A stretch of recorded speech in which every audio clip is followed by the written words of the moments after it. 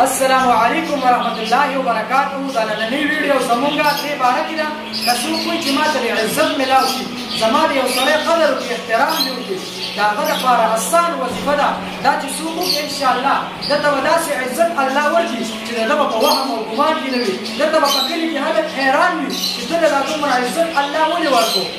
نو څوک چې دا عمل کوي ډېر اسان عمل دی. په عزت ورکولو والا څوک دی؟ یو د الله ذات دی. او ذلت ورکولو والا څوک دی؟ یو د الله ذات دی.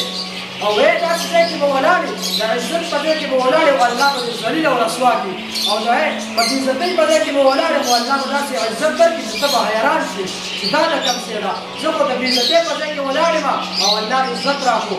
دا عزت ورکولو والا او ذلت ورکولو والا دا څوک دی؟ دا خالص د الله ذات دی. زما او ستا یقین څه دی؟ دا په دنیا راغلی، د آخرت نه زما او ستا یقین کټ شوی دی. دغه شان زما او ستا یقین دا په مال راغلی دی او د اعمالو نه کټ شوی دی. زما او ستا د یقین دا به د دنیا نه ختمو، دا به په آخرت راولو.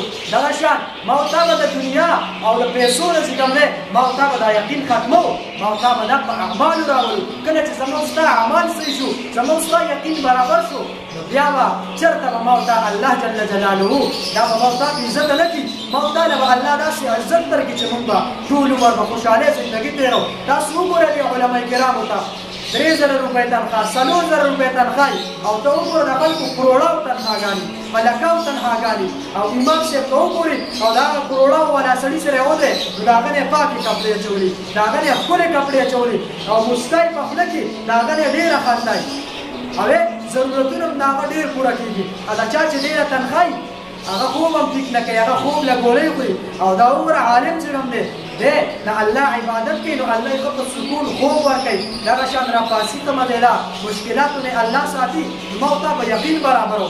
او که څوک وایي چې ما ته د عزت میلاو شي، هغه د جمعې په ورځ د ماښام د لمونځ نه بعد کله چې د ماښام لمونځ وشي فرض، د دې نه بعد به راپاسې نه په دغه ټایم کې 41 مرتبه یا معزو یا معزو دا ووایه.